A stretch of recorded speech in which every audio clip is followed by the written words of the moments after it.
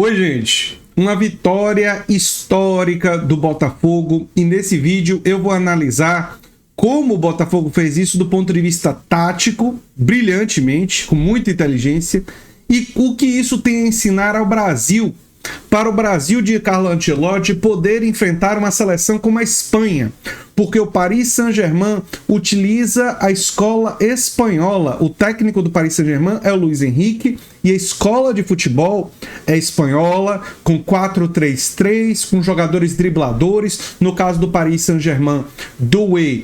Nesse jogo não foi o Dembélé, né? Foi o Gonzalo, né? Mas no time titular é o Dembélé, e do outro lado o Kvaratskhelia, que também é driblador. No caso da Espanha, Lamine Yamal e Nico Williams, né? E um time num 4-3-3 com meio-campistas com muito controle de jogo. Essa escola espanhola se mostrou possível de ser batida com o esquema que o Botafogo utilizou, que foi muito interessante. O Botafogo jogou num 4-3-2-1, sendo esses dois, o Arthur e o Savarino, jogadores que recuavam para o meio de campo, fazendo um 4-5-1, mas um 4-5-1 não em linha, um 4-5-1 com jogadores aglomerados no meio de campo, sem dar ao PSG espaço no meio de campo. Em vez de fazer o que a Inter de Milão fez, de jogar 5-3-2, com dois atacantes distanciados, participando pouco do jogo, Lautaro e o Thuram, 3 no meio de campo e 5 atrás. O esquema do Inter de Milão foi um convite ao Paris Saint-Germain.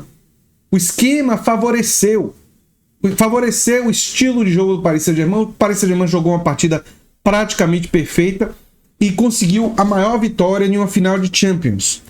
O que o Botafogo mostrou é que a combinação de uma tática correta com a dedicação absurda dos jogadores, os jogadores de meio de campo do Botafogo, o Alan, o Marlon Freitas, o Arthur, o Savarino, todos os jogadores ali do meio de campo do Botafogo, eu estou me esquecendo do Gregory foi muito bem também.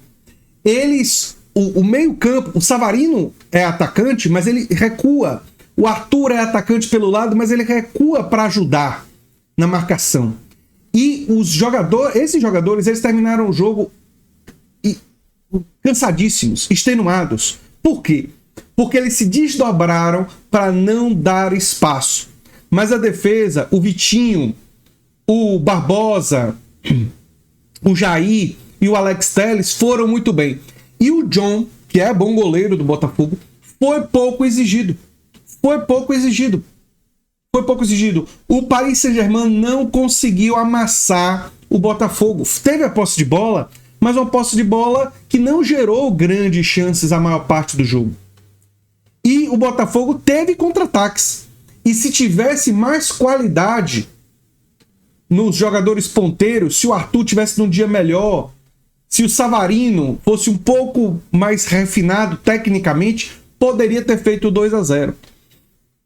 Poderia ter ganho até demais, porque teve chance no contra-ataque, mas não conseguiu, né, efetuar. O Igor Jesus, que fez o gol, foi muito bem na luta, né, enfim, mas também não é um jogador tecnicamente tão brilhante, mas foi muito guerreiro e com qualidade na disputa de bola, na proteção, na parede, né, para esperar os jogadores chegarem. Então o Igor Jesus também foi bem, muito bem. Agora, eu queria falar sobre a seleção brasileira. O Brasil enfrentando... Desculpe, a garganta ainda não tá 100%, gente. Tô me recuperando de uma gripe. Um resfriado que atacou minha garganta.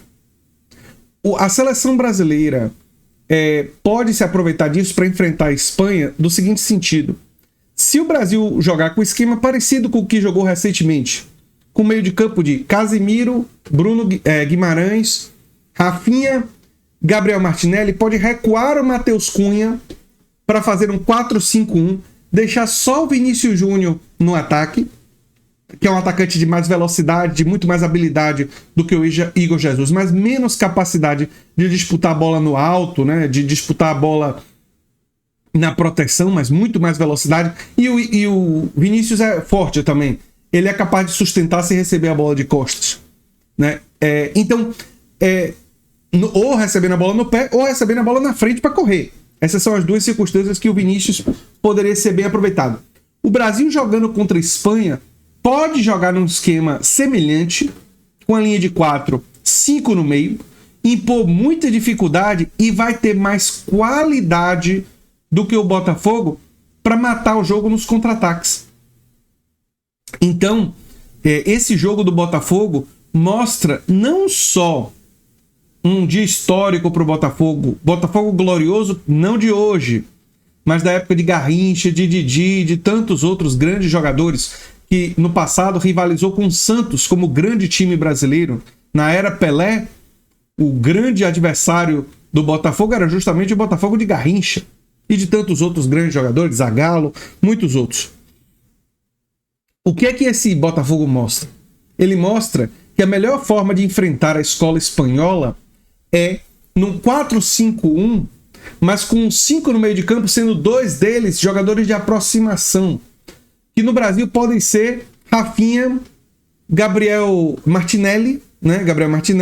Martinelli e Rafinha, e pode ter o Matheus Cunha como terceiro homem de meio de campo, que também faz a aproximação, que também faz a armação, mas que marca muito no meio, porque a única forma de evitar que a bola chegue limpa para driblar, para o uso do drible dos jogadores que tem muito drible. O Lamine Yamal, assim como o Doué, assim como o Dembélé, assim como o Kvaratskhelia, né? E o Nico Williams, são jogadores que têm muito drible.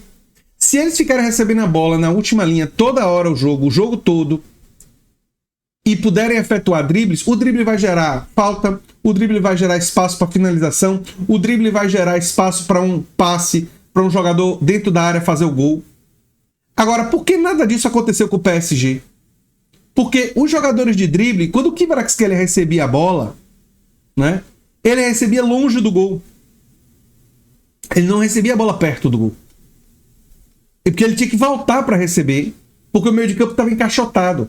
E quando ele recebia longe do gol, à frente da grande área, o Botafogo não estava marcando lá atrás, com a linha muito baixa.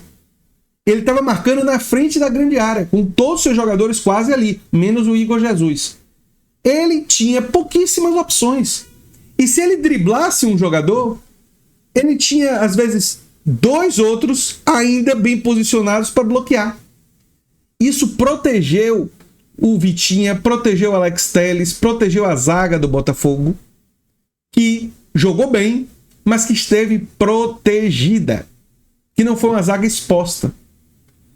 Mas ela foi protegida pela combinação da tática com a entrega dos jogadores do Botafogo. Uma entrega extraordinária. Todos merecem essa comemoração que vocês estão vendo aqui, ó. Um dia histórico.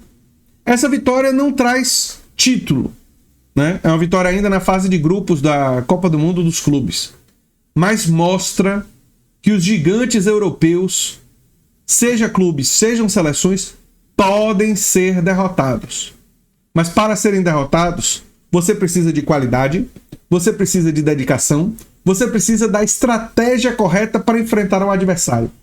O Brasil, se tiver a estratégia correta, pode fazer o que o Botafogo fez melhor do que o Botafogo. Porque tem jogadores de mais qualidade. Mas precisa ter essa entrega, essa dedicação. E eu diria que não há espaço para ter nenhum jogador sem compromisso com a marcação. O Botafogo venceu porque não tinha veteranos sem compromisso com a marcação. O único jogador mais velho ali daquele elenco, se eu não me engano, é o Alex Telles, mas mesmo ele se dedicou bastante. Isso mostra que se a seleção brasileira quiser ganhar, ela precisa ter um time mais jovem, e ela precisa ter um time dedicado, e os jogadores que forem mais velhos serem jogadores com muito empenho. Não pode ter jogador, sabe, que fica esperando a bola no pé. Não vai ter isso. Não pode ter isso. Porque se tiver que dirá 2, mas um jogador que ficar esperando a bola no pé, que só jogar com a bola e tal, quando pegar uma seleção mais forte, quando pegar uma Espanha, né, quando pegar uma Alemanha, quando pegar um Portugal, pode e provavelmente vai se dar mal. Vai se dar mal. Precisa... o Brasil de hoje precisa disso. Até porque, embora tenhamos bons jogadores, não temos gênios. Mas é possível vencer sem gênios.